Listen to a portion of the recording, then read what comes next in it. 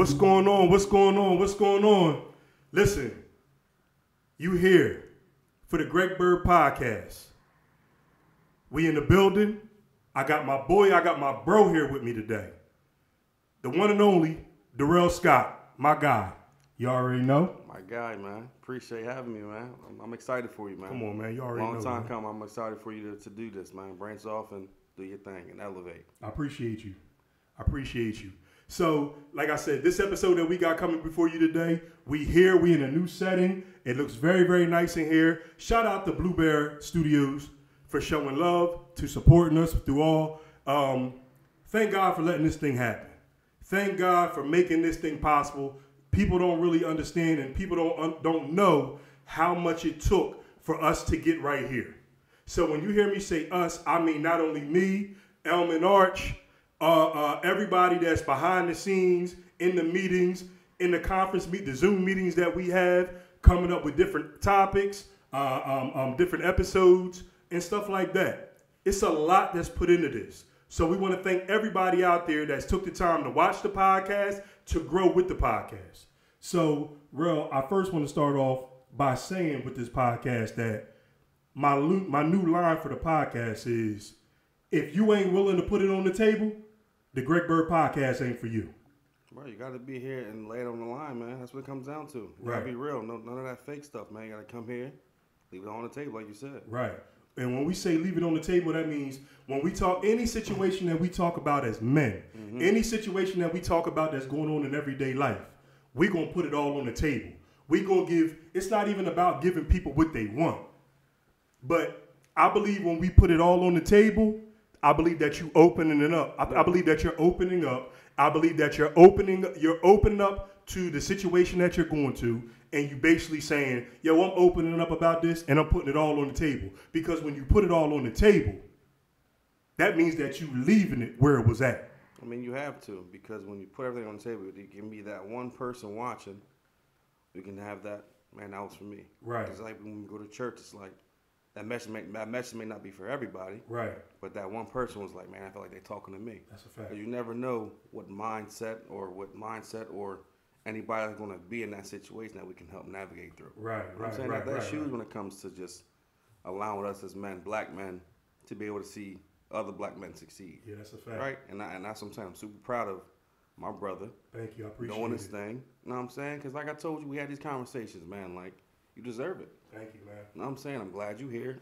But again, like you said, we can change that mind and we can change the people who are watching where we can help them navigate through life if they're struggling. Right. You know what I'm saying? Keeping it on the line, throwing everything on the line, like letting them know, hey, we're keeping it real. Keeping it real. Keeping it real. Keeping it real. So for anybody out there that's watching, anybody that comes on this podcast that is a guest, anybody that comes on here and sits down, if you're not willing to put it all on the table, if you're not willing to put any situation, issue, trial or tribulation, anything negative that you have, and you are not willing to put it all on the table and open up about it, this ain't the podcast for you. The Greg Byrd podcast, we leave it all on the table. All of it. So, Rel, sitting here today, I want to say thank you once again. I'll probably say thank you a million times. Because, yo, you know how much, bro, I love you, man. I love you too, man. I love you. I mean that when I tell you, man. I love you. Too. And shout out to Elman Arch. I love him for all the hard work that he does. But when we sat down and we talked about this, we was like, yo, man, like, we want to be able to sit down and have these conversations on the Greg Byrd podcast with just good people. Absolutely. And who more to bring on here first than my brother, Darrell Scott. I appreciate that, man. Like I told you, I'm here to support you 100%. That's a fact. Anytime you call me, I'm here, bro. Right. So we definitely going to have, you definitely won't be a stranger to this thing. And I'll open it up, and I'll also want to just ask you a couple questions because the pod today. So the topic today on this pod, on the Greg Byrd podcast, is this. Do you really know who you are as a man? Let me repeat that. I like to repeat stuff just so people can get the full front of what I'm saying and they can hear me clearly. Do you know who you are? Do you really know who you are as a man? I think when it comes to who you know, how you are as a man, it all depends on what you've been through. Right. So I feel like the only way you can define yourself is through trial and tribulations. Yes. like I told you, I'm a teacher now, and what I teach my students is about character building. So when it comes to that, it's like, who are you as a person? I tell my students, I've been in your seats before. I've been in middle school. I know how it is. You're defined of what type of character you have. How are you to be remembered when you were in the hallways? Right. And I feel like that's why I'm at that school now, to help people navigate through life, because I've been there. So it's like, you won't know who you are until, you don't know how you're defined until you've been through a trial or tribulation. Okay. So it's like, when it comes to that, it's easy to have good character when everything's going good for you. Always. But it's like, when you have that test, that tribulation, that trial, that's something that just you've never been through. How's that define you? What are you going to do? So I feel like not until that happens, whether you're a young buck, even people our age, because people have been super successful until the ages we are. Right. So it's like, when they have that one thing that may challenge them, they may fold. Right. Because they've never been through anything. That's a fact. So it always depends on what you've been through. Okay. You know what I'm saying? So I think until you are really tried and challenged, then that's when you know you're a man. Especially now, having a significant other, having kids. How are you? And it's always evolving. Right. Okay? Becoming a man. Because some people are defined in different ways. Yes. Some people may be late bloomers and not have kids when they're older. But really, it's how are you defined? How are you brought up? We grew up in a single mom household. That's a fact. Right? So it's like, that also defines how we are. And that right there, growing up in a single parent household, that's rough. That's rough, because you get, like you said, moms can do but so much. Right. They're not a man. You know what I'm saying? They can do the fatherly things. But again, it's always, like I said, it's always two sides of a story. And you never know until we get of age, taking care of our own kids, taking care of our own self, getting to college and doing everything, taking care of ourselves. Right. You know what I'm saying? Like, and we don't know how to truly be a man until we have to learn to be a man. That's a fact. You feel like, yes, I have older brothers. They were father figures, yes. But they weren't my actual dad. You know what I'm saying? Like, so it's like, you grew up in a single parent household. I grew up in a single parent household. So it's like, they can do and raise a son to their best of the ability, but how do we learn from a man when it's never there? Okay. So it's like, that's going to help when you got to navigate, being that father, being that husband, being that boyfriend, and navigating through life. It's like you say, you don't know who you truly are until you're tried. Well, can I ask you, I love what you just said of trials and tribulations. You really don't know who you are until you hit adversity. Yeah, it's easy to get those wins. Right. We get those losses, who are you? Right. So this is where it makes me ask, because I want to ask you this. Like we said, do we really know who we are as a man? My question to you is, who are you? Who is Darrell Scott as a man? Who are you? Mm-hmm. Who are you? Describe you as a man. Me, as you guys know. At the age that you are now. I'm Darrell Scott. I've learned so many things throughout my life. But first and foremost, a man of God. Amen. That's first and foremost. I know that's right. Growing up and to now, it's different. Like I tell you all the time, we were forced when you're going to go to church. Now, at this age, it's a choice. Mm-hmm. You know what I'm saying? Like, as young bucks, we don't get choices. But now, it's a choice for us being a man. Right. So first and foremost, we're going to be a man of God. Mm-hmm. Right? First and foremost. I'm a husband. Amen. I'm a father. Right. Right? And everything falls into place after that. Mm-hmm. But God, wife, kids. Right. Right? So that's the one thing I want to make sure I focus on and can challenge myself to be that dad I never had. Right. I mean, we talked about that before. All the time. So who am I? Man of God, a husband, a father, and everything else falls into place after that. So, right? And don't mean to cut you off. No, you're good. Because I love who you are as a man, but I want to talk about you. Mm-hmm. I want to get deep down inside of the soul of you. Okay. Pause. But I'm saying I want to get deep down a little bit deeper. I want to get a little bit more intimate into the fact of who are you? Okay. How are you when you at work? How are you on every day when you out here training? How are you every day when you going through trials and tribulations? How are you when you dealing with things as every day of being a man of God? Mm-hmm. being a husband, being a father, but you dealing with stuff deep down inside of you that you have to deal with your issues, deal with your problems, and still be the man that you are for your family. See, that's the biggest question anybody can ask, because when you're going through things, do I want my students to see it? When you're going through things, do you want my kids to see it? Because you're a reflection of them. They're a reflection of you. So if you react a certain way, they're going to see that. They're going to remember that. So it's like certain things you got to do as a man, as a provider, man. Like, that's something I'm old school. I want to be able to provide for my family. Right. So who am I? I'm a man that wants to just do best for his family, best for his kids. It's best for his overall in general. Making sure that my kids have a roof, okay, to have clothes, my wife's provided for, all those type of things. But again, everyday life, like you said, you're going through things. So do I want my students to see it? No. Because you have to learn how to not fake it, but put on that persona, because you are what you teach. Right? So it's like you want to specify that. So you are what you teach. Like I told you, I'm big on character building. Okay. Right? So them showing me, and I try to get real life situations, because you got some teachers, like you said, who haven't been through that tough thing. Right? I've been through so many things of growing up, not having a dad, okay, getting injured, okay, getting cut, getting back on the team, making that roster, okay, all those type of things, right? My aunt, all those type of things that help define me who I am now. So it's like having my kids, having my students hear those things, okay, he's been through this, okay, he's been successful. Because I get a lot of questions on, Mr. Scott, why are you here? Why are you teaching? Because I want to help the youth.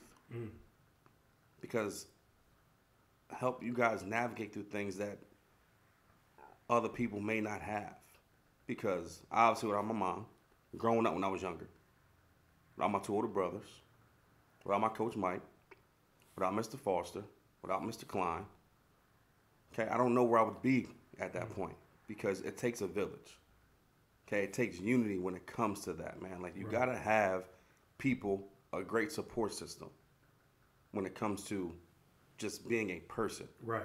And like you said, who am I? I'm a person that's going to help people, but also I got to take care of me first. Right. When it comes to that. You know what I'm saying? You got to take care of you so you can take care of others. Right. You know what I'm saying? So talking good. Yeah, man. Well, I think that's like how you said, you are a reflection of yourself, of how you put yourself out here.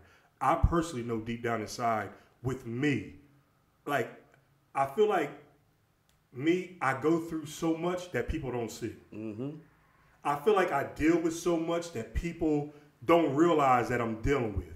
I feel like me personally, that I'm dealing with so much. You know, I might get a phone call from my mom. You know, me and my beautiful lady might be beefing. Yeah. You know, the kids getting on my nerves.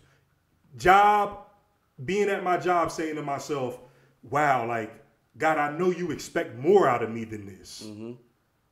Or dealing with my pop and stuff like that. And I always say, like, there's certain things that I'm dealing with deep down inside where I'm like, yo, God, I'm dealing with this so much, but I'm still trying to keep my head up. I'm still trying to be who you want me to be as a man of God. And I'm like, it's hard. And I personally feel like when you become a man of God, I feel like everything is 500 million times harder.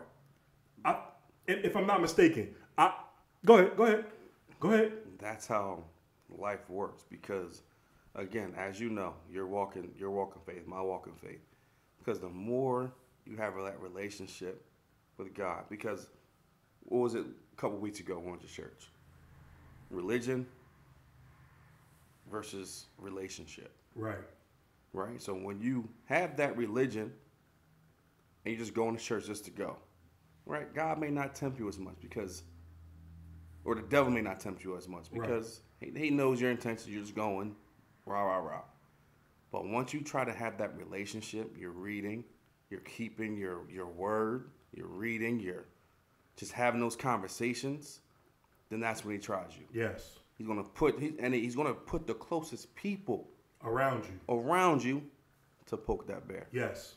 how you gonna react? And knows exactly And what knows your buttons to push. Exactly. Like you said, man, like we have our significant others, right? There might be a time we come and we having a great day. Mm-hmm.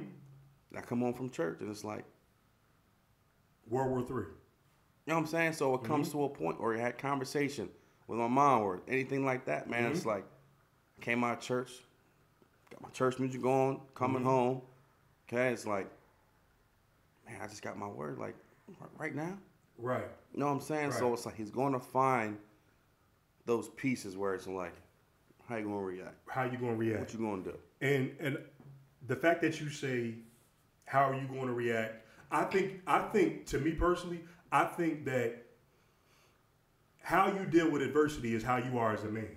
Absolutely. So when I say how you deal with adversity is how you are as a man, I'm talking about when people break you down and beat you down, that you constantly, you know what, no matter what you do to me, no matter how much you break me down, no matter how much you talk about me, no matter how much you can't stand me, it's all about how much do I want to go, how much adversity am I going to deal with and keep my head above water and to keep myself physically and mentally prayed up in the belief in Christ that, you know what, yo, I'm going to get through this. See, this is where when I say this, that we say that we built for this thing, but a lot of us don't be built for it.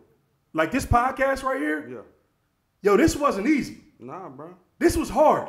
And when I say it was hard, yo, there was times where I used to cut my phone off.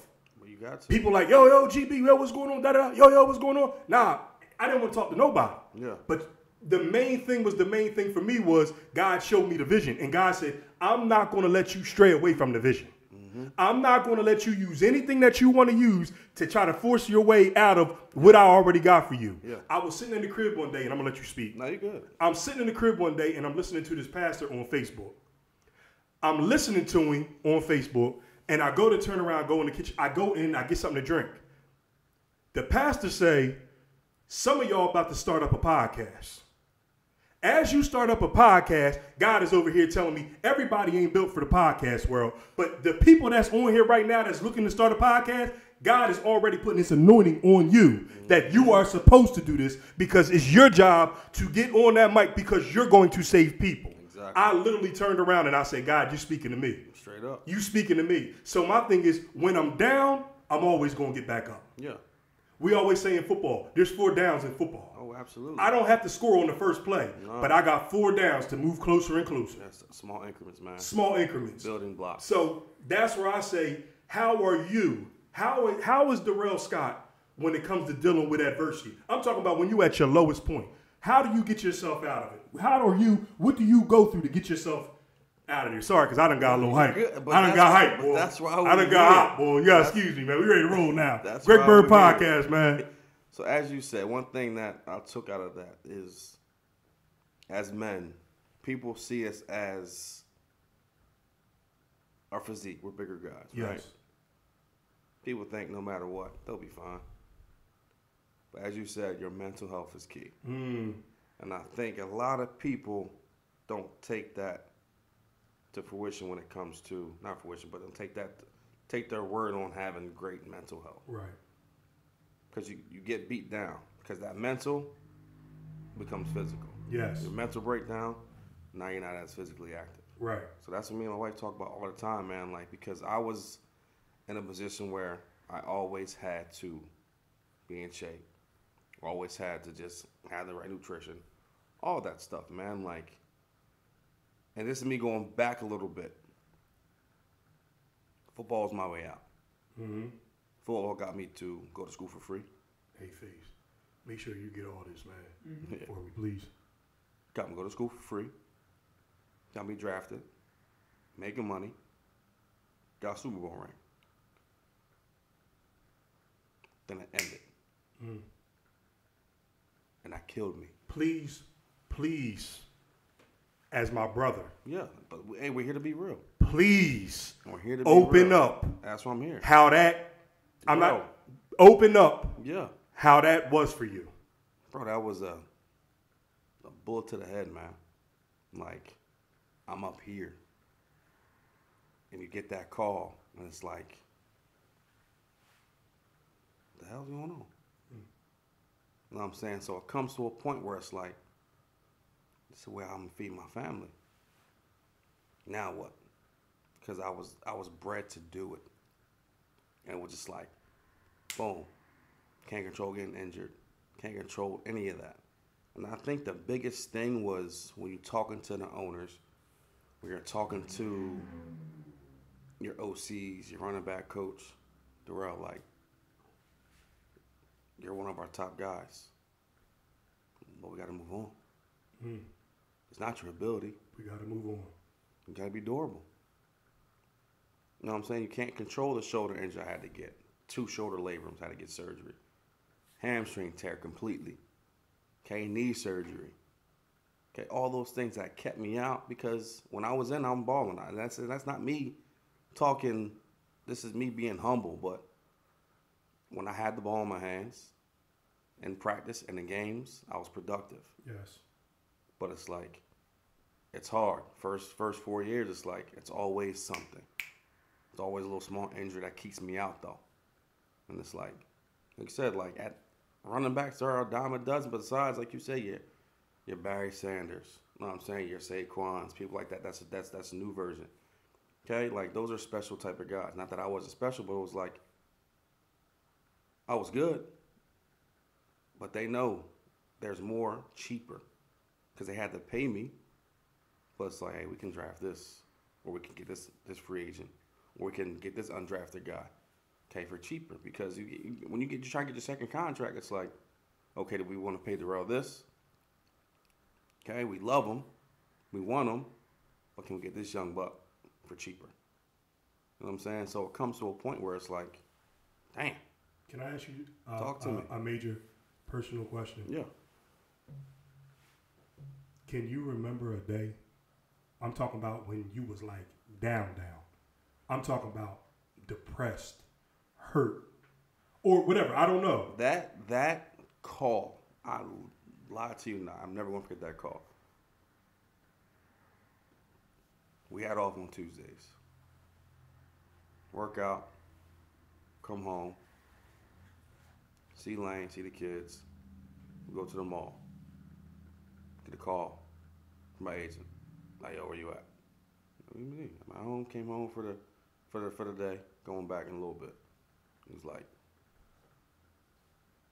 they're gonna give you a call. Like, they're cutting you. I said, what?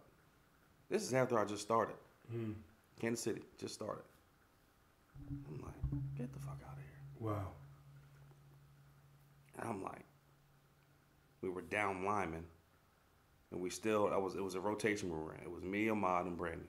They were still there because obviously they were the 1-2 punch. Right. And I came in and had my role as third down back. Got that call. I'm like, and they came in like, it's crazy because even the coaches and the running backs are like, they can't fucking believe it. One of my mentors there, Ansher Roll, starting safety, was like, they're fucking stupid. Wow. Because every time since my rookie year, he's like, we're like, you need to be starting, like, every game.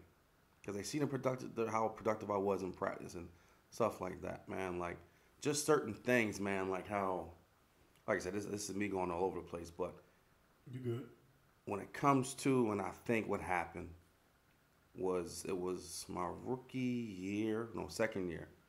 We had OTAs. And my running back coach, we had an okay relationship. He needed me and one of the other running backs, Andre, to do something for him in a couple weeks. So we do it. And then something came up, I had to go home. And I'm at church. And I'm getting a call from running back. I'm like, hey, I'm at church with my mom. Like, I had to come home, take care of his family stuff. And he tore my ass apart. And it was like, you say you're going to do this, you need to get your fucking ass here. He's like, got to be accountable. I'm like, bro, I'm home with my family. I'm home with my mom. Right. And like, at that time, you young, you trying to figure things out. But in his head, it's like, motherfucker, you screwed me. Come back, I'm getting no reps. Getting nothing. And I think ever since then, it was just a different mindset. Because I remember the next game, well, not sorry, that next year, my reps were done. They started giving reps to who they drafted was David. Okay. And I'm like, I'm better than him. Like, no disrespect to him, but I know what I bring to the goddamn table. Humbly, respectfully. But give them more reps. Give them all that. So it's like this motherfucker serious? Like, I'm putting this fucking my blood, sweat, and tears in this. Right. Like, give me what I deserve. Right. But again, man, yeah, that's political, and I get it, but it's like, no, motherfucker, like, I'm here putting this fucking work in. Right. Give me the ball. You playing with me. You know what I'm saying? So it's like those little things, man, like that, like I said, behind the scenes that motherfuckers don't really know. I never really told nobody out in public like that. Right. But it's like damn, like this is, motherfucker, this is my family I'm trying to feed, man. Yeah, like, it's my livelihood. What the fuck are you doing? Yeah. You know what I'm saying? So it's like, then you got people saying stuff, OC, like, why weren't you on that play? Like, that was for you. Running back coach ain't put me in.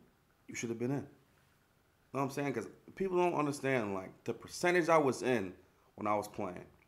Out of me, Ahmad, and Brandon, I had, like, 35% of the plays all game. And was like, that's major in that situation as a third down back, getting those reps. You know what I'm saying? Like, trusting me to protect Eli. That's their golden child. Right. Gotta protect them. You know what I'm saying? So it's like, comes to a point, like, I'm in there a lot. Right. You know what I'm saying? Like, trusting me in that situation is like, then all of a sudden I'm not playing.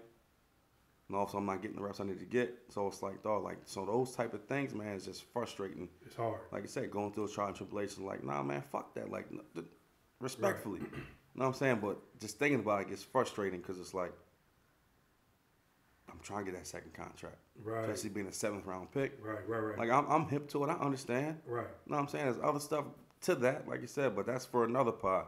But it's like, I'm trying to feed. I'm trying to eat. I'm trying to get to the second contract. Now you fucking with me. You fucking with my money. Right. You know what I'm saying? So it's like, damn. So it's like, man, just those type of things, man, that led to being depressed. Yeah. Because it's like, when you hear you're good enough, we love you, but we got to move on. Like, I feel like in my head, it was that chapter was never closed because it was like, damn, I just like that. I heard somebody say, I was reading a book, and it said that you never know how strong you are. You never know how much you can deal with adversity until you get smacked in the face. Right, I was a smack in the face. Or till you get the door slammed in your face. Or till you get the door, until you sit in a meeting and people tell you, no. I literally had somebody say to me one time, hey, you just not good enough. Yeah. Why you doing that? You ain't good enough. You can't do that. Yo, I'm not gonna lie to you. It hurt me. Bro, it hurts, bro. It hurt me. One thing about me, I can honestly open up and say about me is, I'll put a shell on like I'm tough or I'm rah. But when somebody says something bad and we can all say, oh, it don't bother me. It don't get mad when people say stuff about me. Nah, it don't, but it does. Yeah, it does, bro. Because I feel like, feelings, bro. Yeah, you playing with me. But I also feel like I'm also a type person where when you kick me when I'm down, that's good. Yeah. I like when you kick me when I'm down. Because when I'm down and I'm at my lowest point, I have no choice but to get up. Yeah. But when I get up, and now I'm motivated, yeah, and I feel like I'm extremely passionate that I'm like, yo, I'm ready to do this. Now you done opened up a whole nother can that you can't get yourself out of. Yeah, bro. And you're going to eat them words. You're going to eat them words how you talked about me. Mm-hmm. But one thing that I'm learning now is sometimes you have to learn how to be quiet and not always put your feelings and your emotions out there when people go to talk bad or they go to disrespect you. Sometimes I'm learning now that, like it says, like as a man of God, it says where now you can be quiet and walk in my image. Mm-hmm. Now, the way how I'm supposed to do people, the way how I am as a man, the way how I am, how if you're a believer in me like you say you are, yeah, sometimes you can just be quiet and just get better at your craft. But slow, what's the word? Slow to anger. Okay. and slow to speak, right? Mm-hmm. I don't know exactly what that verse is, but like I said, he's going to try you. The devil's going to try you and put people in your situation where he wants you to react. Right. Because you figure, man, like, when you react a certain way and when you don't reflect on it, Yeah. then you might say some things you can't take back. Right. You can't take back. Right. Even if you may not mean them, but that person don't give a damn. Yeah. You know what I'm saying? Yeah. So, and like I said, that's powerful and that can hurt people. Yeah. Because I've been in that situation on both ends where it's like, I react quick. And it's like, damn, how dare you? Right. But then I'm like, now I'm already knocking your ass out. Right. Right. You know what I'm saying? Yeah. But then it's like, let's reflect on that. Right. Where can we grow from that? Yeah. You know what I'm saying? And that's where, like I said, the power of God, the power of the word can help you navigate through that when you're more slow to anger, right? Slow to react when it comes to that. So that brings me into one of my next topics on here. And I really think that this pod is going very well. Like I said, I appreciate you just coming, being here today. I'm here. Because, I mean, I like how we could just sit here and we ain't just having man-to-man conversation. Me and you just having brother-to-brother conversation. Yeah, conversational We piece, do this. man. We do this Cameras on or off. on or off. You know what I'm saying? And- It's keeping it real. And it's not messy. We ain't on here. We just being genuine. So one of the other questions that I want to ask you is this. It says, what are 3 ways that you stay motivated and grounded as a man? Okay, I got it right here. So I just want to repeat that for everybody that's watching. What are 3 ways you stay motivated and grounded as a man? 3 ways. What are three things that keeps you motivated when you going through something, or what's 3 things that keep you motivated? So as I'm gonna count this as one, right? Okay. That keeps me motivated. Obviously, I'm gonna keep this ain't me being fake, but obviously, like as I said before, you were forced to go to church when we were younger. Yes. Now it's a choice. Right. So it's like that's what keeps me motivated first and foremost, because I feel like I'm in my walk of faith now where I'm choosing to be better. There's a lot of things I gotta work on, but it's like now like I'm choosing to be a man of God. Not that wasn't before, but it's like now it's a real choice. So I can show my wife, show my kids what it is to be a true man of God, a true Christian, so they can see it and be consistent with it. Okay. So my motivation is God first. So number 1 is God first. Absolutely. Okay. But then count this together, it's my wife and kids. Okay. Because obviously without God I wouldn't have them. Right. But again, right, I'm the provider, so it comes that's my motivation. Right. Right. That's what I'm motivated to make sure they're cool, make sure they're taken care of. Right. And then like you said, my well being is my third thing. Because you have to take care of yourself as well. You got like you said earlier, that mental and physical is huge. Right. You're not mentally stable, man, like you're not gonna be able to take care of the other things. Right. So you have to be mentally prepared, right? And having that village. So me, that third thing is me being motivated to be able to be a man of God, to provide for my family. And it, like I said, it takes a village. So that third thing is myself, but also having that support system with everybody. Right. Right. Having that support is key, man. Like you said, having those conversational pieces me and you have. Right. Having those conversational pieces that people that you trust, because you got to have that small circle. Yes. Because once you have that, then too many people saying too much stuff. Yeah, nah. You know what I'm saying? So that small circle and people you can trust and that want you to succeed. Right. 'Cause like you said, people want to see you fail. Yeah. People want to see me fail. People actually want to see you. More people want to actually see you fail than want to see you win. And that's my thing. And what type of dudes or what type of people are they? But it's like, you're not happy. Right. You're not happy. Because it was one little, I don't know, one little thing I seen on social media somewhere, where it was a guy that was a podcast and had a person, a very successful person, billionaire, and he was like, why should I? And I didn't agree, but it made sense. He said, when I'm at dinner, say I order a steak, and they bring me chicken, and I eat it. And at first I'm like, Nah, I pay for what I want. Right. But the moral of the story was like, is my life that bad to be worrying about that? And he said another point was when people are giving you the finger or cussing you out when you're driving, right? Why do I want to waste my time to react to cause a bigger issue? Right. Like, they're not happy. Right. You know what I'm saying? So the moral of what I'm trying to say is people are hating on you. Misery loves company. Yes. Misery loves company. So it's like they want to see you fail because it's like they feel like they're not in the place they want to be in. Or it's something inside of you that they see, that they wish that they had. That they don't. That they don't. Yes. Absolutely, 100%. Because they see the connection that a person like me and you have with people. Right. You know what I'm saying? Like, we go places, this is humbly, respectfully. Like, we're known. Yes. We can have that conversation with people.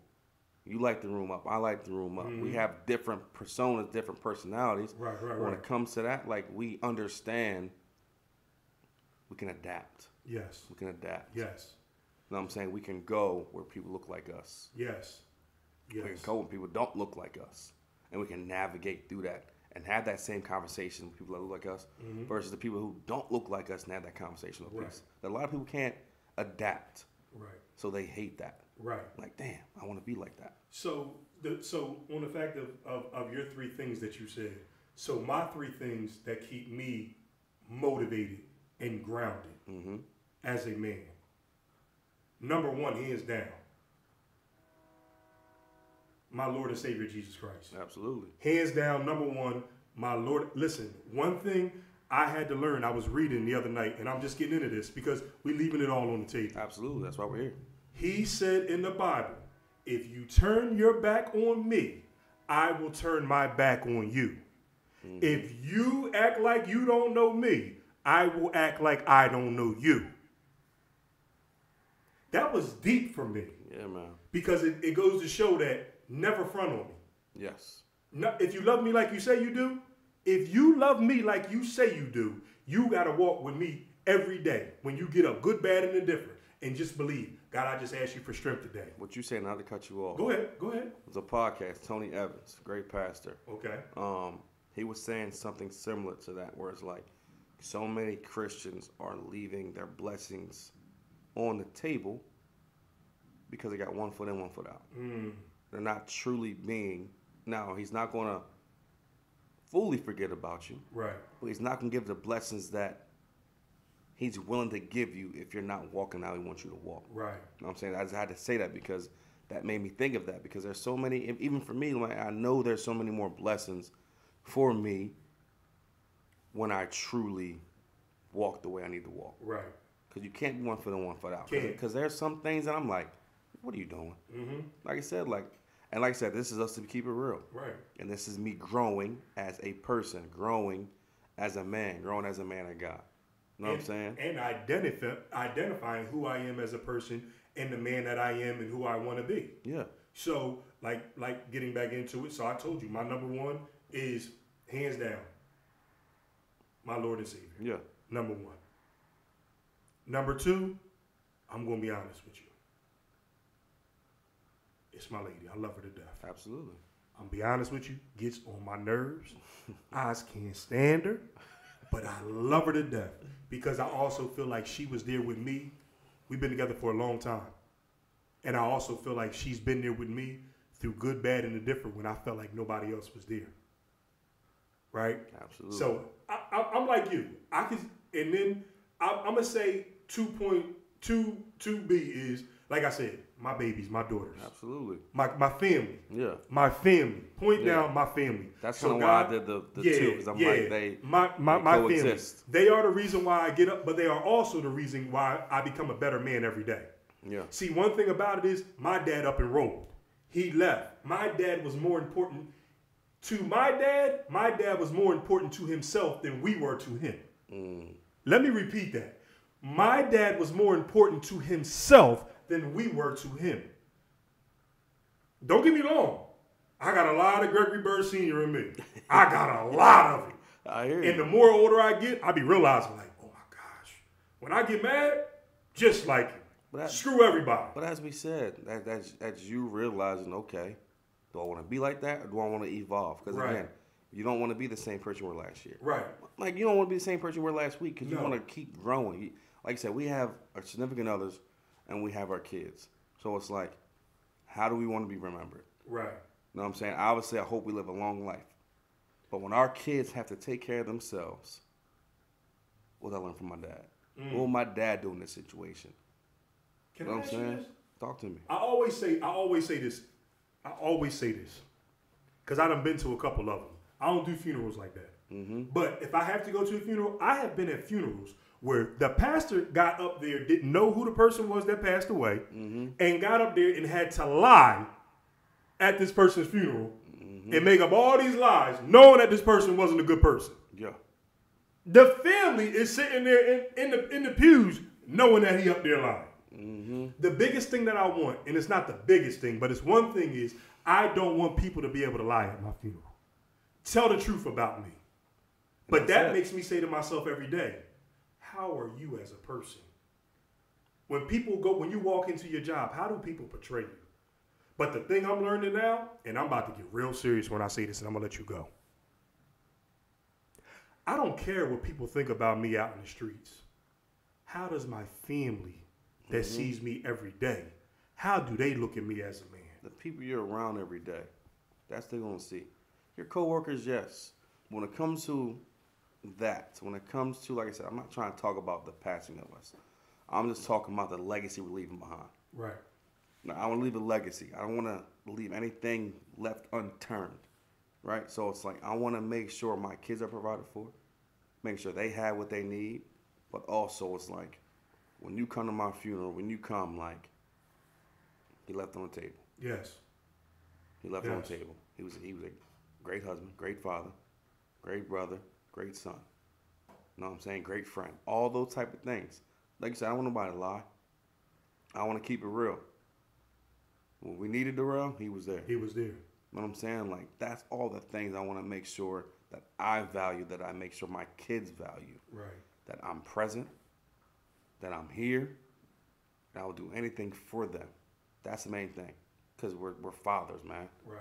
We're fathers. We want to make sure we can be the best fathers we can be, despite of how we grew up. Right. You know what I'm saying? Like, so it just comes to a point where we have a legacy that we have to leave behind when it comes to our children. So you talk about a legacy to leave behind. Excuse me. I have one last question left for the pod that I want to ask my bro, Darrell Scott. And my conclusion question that I want to ask you on this pod is this. And I took the time to really think about this question. Yeah. Right? So my question is, how much faith do you have in your next move in life? How much faith do you have for your next move in life? So let me explain that when I say that. How much faith do you have into where you're about to go? How much faith do you have? Do you believe in yourself so much that in the next 5 to 10 years, or whatever the case may be, that you're walking in your calling, you're walking in your destiny, you're walking in what God wants you to have? How much faith do you have in your future? 100% faith, because as I said earlier, I'm evolving, I'm growing to be a better man of God. Because now, like I said, it's a choice. I'm choosing to be better. Because me choosing to be a better man of God's helped me be a better person. Right. Because when you live in sin, man, and meaning live in sin is meaning you're not truly living the way you need to do. There's so many things and so many ways that you react. Because now when you're walking by faith, as I said earlier, now you can be slow to react, right? Slow to speak, because now you can reflect on those things. Because if I react this way, this go whole nother way. And it didn't have to go that way. It didn't have to go that way. Because now I'm a man of God. It's like, not that I'm not, but now that I'm more and trying to be more consistent, it's like now I know how to navigate through life. Because there's some moves that I have coming up that I'm going to do. I'm trying to elevate me and my level of being a husband, being a father, being a teacher. Right? So many things that I have that's going to come to fruition when it comes to having that faith. Right? Trusting God. I have 100% faith because I have certain moves that I'm working on that I know going to be successful. Right. And creating that team, creating that camaraderie that I have with certain people, and creating those relationships. Right? Know how to network. Know how to talk to people. Like you said, you got to know how to adapt. You got to know how to talk to people. So the things that I have planned for myself in these next 5-10 years, man, like, it's going to be something amazing because I'm like you said, we do it for ourselves, but we want to make sure our family's taken care of. I thought that was an awesome, great answer. Mm-hmm. While we putting it all on the table, I would love to see a Darrell Scott summer camp. That's one of them. But again, and we speaking that into existence now. Yes, sir. I would love to see. I ain't gonna say I would love to see. I know we are going to see a Darrell Scott football summer camp or clinic or whatever the case may be, because I know how great you are with the kids. I know how much the kids mean to you, and I can't wait till it gets started. But as you said before, man, like, and people who don't know, I did it every year. Mm-hmm. Every summer, a free clinic for the kids. And just to make everything clear, the reason why is because of things that I kind of laid on the table earlier of depression and things, and me not being ready to get back out there after my career didn't go where it wanted to go. So I felt some type of way. I felt depressed. I didn't want to see that because I know I had more in me. So it's like I stopped it, not because I didn't want to provide for the kids and help the kids, man. It's because I was just so in a low place where I don't want to put that energy out there. Mm-hmm. And then things happen, me trying to navigate through. And one thing I do want to say is being depressed, going through things. And the one person, when I was down and out, going through it, didn't want to hear nothing from nobody, didn't know what I was going to do next because, like, not that I didn't have a plan B, but I was so football because I know what I had. Mm-hmm. I wanted that. One of my people I looked up was Barry Sanders, but more in my era was LT, LaDainian, right? Having that 10-plus career. That's where I seen myself going.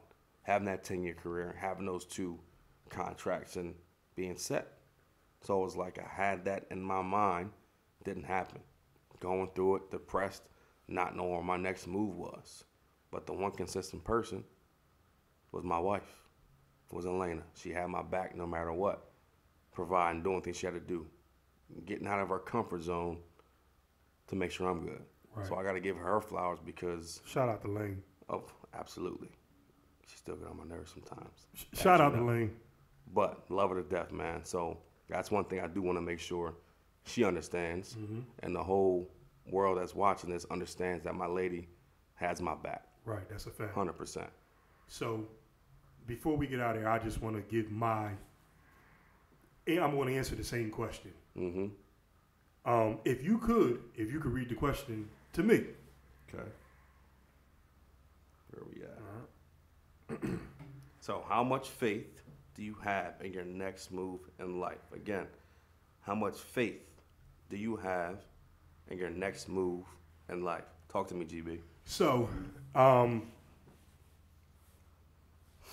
it says that if you have the faith of a mustard seed, if you just have the faith of as little as a mustard seed, God will provide everything for you.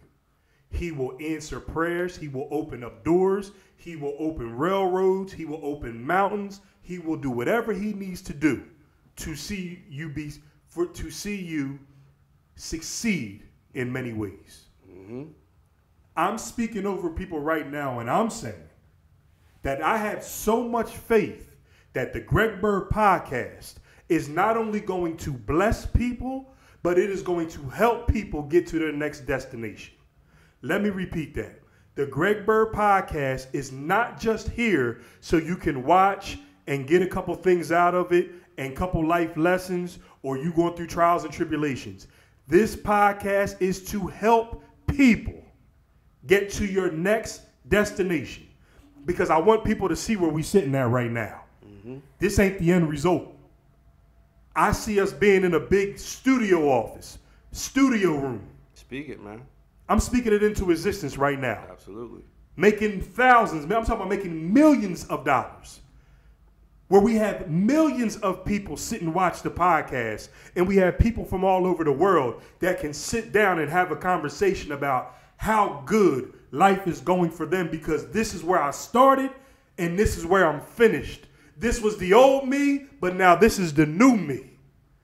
This is how bad I was beaten down, and this is where I got to host the trophy of victory. I want people to understand this. If you ain't uncomfortable, you ain't living. If you ain't waking up every day saying to yourself, yo, I just want things to go back to being comfortable. I want things to go back to just being easy. Then you are not living like you're supposed to be living. GB, can I add to that? Go ahead, bro. Go ahead, bro. Go ahead, bro. I'm trying to go ahead. And you speak it because as I tell a lot of people that's around me, and I tell my students, I tell my kids, I tell the athletes that I train, you just said something about being comfortable, right? What I tell my kids, what I tell everybody around me, you gotta be comfortable being uncomfortable. Yes. Being comfortable being uncomfortable. Because like I said, man, how this podcast started today, how are you defined as a man? As I said, you're going to have some trials and tribulations, and you're going to have some uncomfortable moments, and that's going to define you as a person. Because anybody that's trying to succeed, you're going to have some failures, right? You miss 100 shots, oh well, keep shooting, right? You miss 90, you miss 100% of the shots that you don't take. You feel me? Right? And that's where I'm getting to. Because you're going to have trials and tribulations. Not to cut you off, but when you said being uncomfortable, you have to learn to be uncomfortable. Right. And be fine with it and learn from it and get the fuck back up. Yeah, that's a fact. And get back up. And as you said earlier, you're not the old you. You want to be the new you.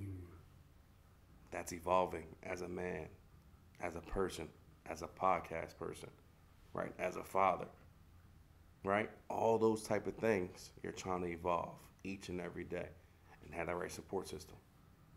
You got to keep it small. You got to know who wants you to succeed, who you can learn from, and who's going to tell you not what you want to hear, what you need to hear. Hey, G, you got to do this, you got to do that. Called my bro today and came right through for us. Bro, you say the word, man, because I want you to succeed, right? You call me, I told you I'm going to be there, 100%, because I believe in you. That's what I want you to understand. I know other people, okay? Elman Arts, my guy, right? Shout out to you too. But just understanding the belief I have in you, being my brother. Thank you. Because I know a lot of people, okay, want you to succeed, but again, you got to learn there's going to be doubters. Mm-hmm. Shut them the hell up. That's it. Shut them up. So do me a favor. Before we want to do two things. I want you to look in the camera. Yes, sir. And I need you to say, shout out to Elman Arts. Shout out to Elman Arts, man. My guy. Doing this thing, man, behind the scenes. Because we going to chop that up. We chop that up, and we'll put that out 100 times. Because see, I also believe that me and him was put together for a reason. Absolutely, My man said, yo, GB, this is what I want to do, da-da-da. Okay, and the first thing I said to him was, let's ride. That's right. All right, you want it? I'm going to give you, we on. Yeah. So, the last thing I want is, for the end of the Greg Byrd podcast, take us out. Man, I just want to give a huge shout out to the Greg Byrd podcast, man. Understanding how much belief I got in you, how much belief I got in this system. Okay, just understanding what you got in store for you. I want you to understand that. I know I need to look at the camera, but I want to look in your eyes and say how much belief I have in you to be successful. I'm here. I'm your brother. I'm here to help you. Whatever you need, say the word. Because I got big things for you that I think that's in store, that I know are in store, as long as you keep your faith, walk in the faith. Like I said, man, we're going to the same church.